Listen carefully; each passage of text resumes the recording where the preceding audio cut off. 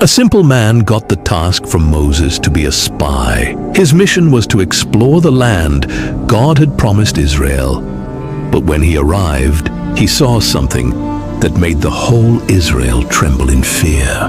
But to understand how he got to that town and who those people were, we must first go back to the beginning of Caleb's story. He was just a leader from the tribe of Judah, nothing more.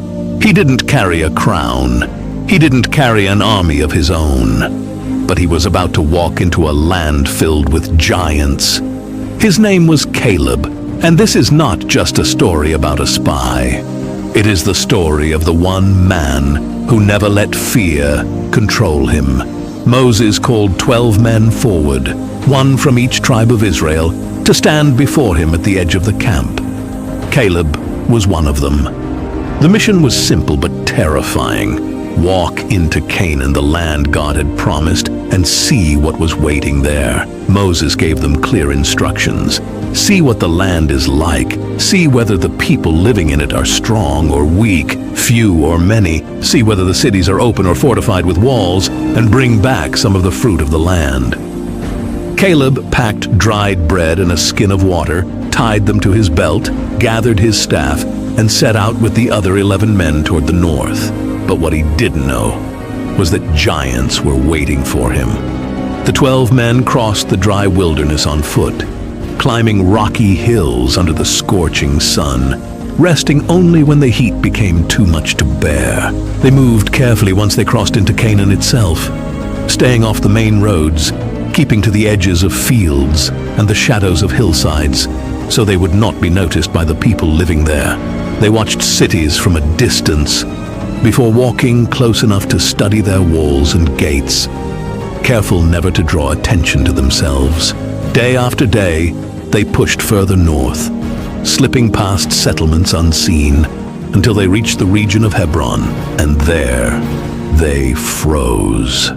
Standing near the gates were men taller than anything they had ever seen, their shoulders wide as door frames, their arms thick as the trunks of young trees, their spears taller than any spear carried by a soldier in Israel's camp. These were the sons of Anak, and the sight of them sent fear into the hearts of most of the 12. The spies did not stay near Hebron long. They kept moving, careful and quiet, slipping past fields and settlements until they reached the valley of Eshcol. There, hanging low from heavy vines, was a single cluster of grapes so massive that 2 men had to cut a pole, slide it through the stem, and carry it balanced between their shoulders. They gathered pomegranates and figs alongside it, wrapping them carefully so the fruit would survive the long walk back. With their evidence gathered, the 12 men turned south again, retracing their steps through the hills and across the dry wilderness, until 40 days after they had first set out, the camp of Israel came back into view. When they returned, the whole nation gathered to hear what they had seen. The spies held up the heavy cluster of grapes for everyone to look at. Caleb held nothing back.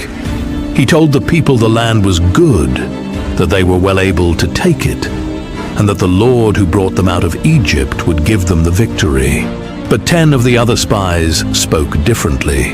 They spoke of the giants in Hebron, of cities surrounded by towering walls, of nations too strong and too numerous to defeat. They said the men of Israel would look like grasshoppers next to the people living in that land. Fear spread through the camp like fire through dry grass, passing from tent to tent until the whole assembly was weeping and crying out.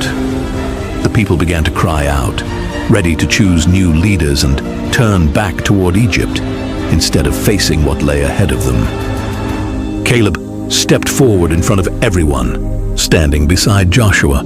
He raised his voice over the weeping crowd and told them not to be afraid, that the Lord who had parted the sea and brought them safely out of Egypt would surely give them this land. Joshua tore his clothes in grief at what the other 10 had said and stood with Caleb, pleading with the people to trust God instead of fear.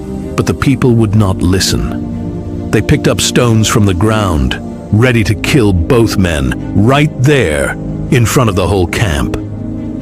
Then the glory of the Lord appeared at the tent of meeting, and his anger burned against the people for their unbelief. He declared that because they had refused to trust him after everything they had seen him do, none of that generation, 20 years old and upward, would live to enter the promised land.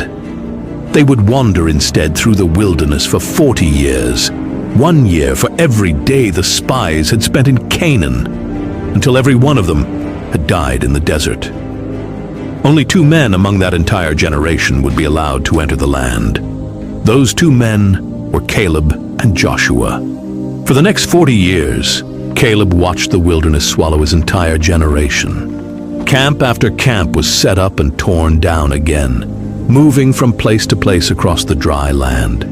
Grave after grave was dug in the sand until almost no one remained who remembered the giants of Hebron the way he did.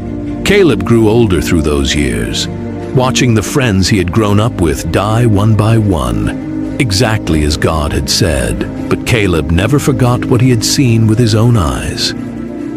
He carried that promise inside him like a fire that refused to go out, waiting patiently through every long, dry year for the day God had spoken of. 40 years passed, and the wilderness generation was finally gone. Moses died on the mountain overlooking the land of Canaan, never setting foot inside it himself. Joshua took his place leading the people.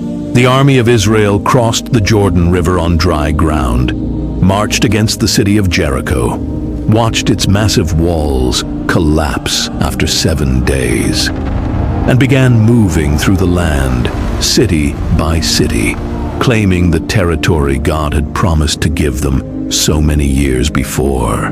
One of the most interesting parts of Caleb's life came many years later, after Israel had crossed the Jordan and Joshua had become their leader.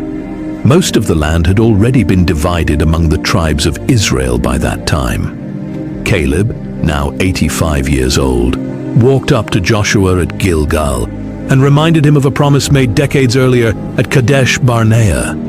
He told Joshua how Moses had sworn an oath that day, that because he had remained faithful and unafraid when the other spies gave in to fear, the land of Hebron, the very place where the giants once stood, would belong to him and his descendants forever. Joshua listened, remembered the oath, and blessed Caleb, granting him Hebron as his inheritance. But Hebron was not empty when Caleb arrived to claim it. The same 3 giants Caleb had seen as a young man still ruled the city.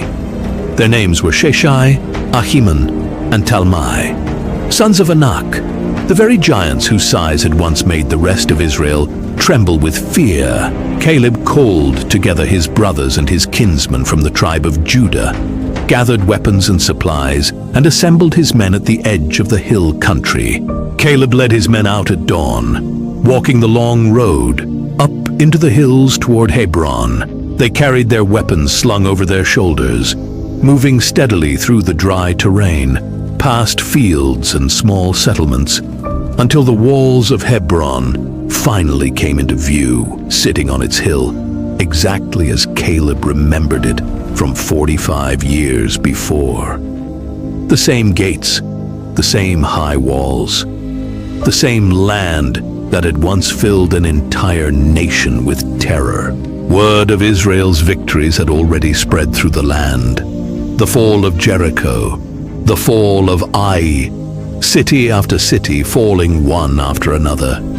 And fear had begun to creep into Hebron long before Caleb's men ever reached its gates. The sons of Anak, accustomed to ruling over every nation around them without challenge, gathered what defenders they had and prepared to make their stand, certain that no army from the wilderness could stand against men of their size and strength. Caleb gathered his men just outside the city and gave the order to advance. They moved forward together, surrounding the approaches to Hebron, cutting off every road the giants might use to escape or call for help from neighboring cities. Sheshai, Ahiman, and Talmai stood at the front of their people, towering over every man around them, certain their size alone would be enough to break the army marching toward their gates. But Caleb did not stop. He led his men forward, pressing into the city, street by street, gate by gate, refusing to be driven back by the sheer size of the men standing against him.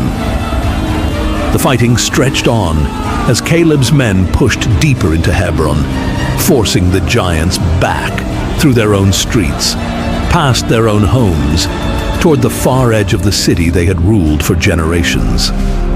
Slowly, the towering sons of Anak were driven out, first from the gates, then from the city itself, until they had nothing left to stand on but the open hills beyond Hebron's walls. Caleb and his men did not stop pursuing them until the giants were fully driven out of the land, far from the city that would now belong to Caleb and his family. This is recorded in the book of Joshua, chapter 15, where it says, Caleb drove out from there the 3 sons of Anak. The same account is repeated again in the book of Judges, confirming that Judah, with Caleb leading them, went up against Hebron and drove out the giants who had ruled it for generations. With the giants gone, Caleb walked through the gates of the city he had first seen 45 years earlier, as a frightened young spy among 11 other men, too afraid to believe what their own eyes had shown them. Caleb did not stop there. Even after Hebron was secured, he turned his attention to the surrounding land, calling his family together and encouraging them to press further into the hill country and take hold of what still remained. He offered his daughter, Achsah, in marriage to whoever would go up and capture the nearby city of Debir. His relative Othniel rose to the challenge, leading his men against the city, taking it and receiving Achsah as his wife in return. Through this, the family of Caleb continued spreading across the hill country of Judah, claiming more and more of the land that had once seemed impossible to take. Caleb's portion of land became known throughout Israel as a lasting reminder of what it meant to trust God completely, even when everyone else gave in to fear.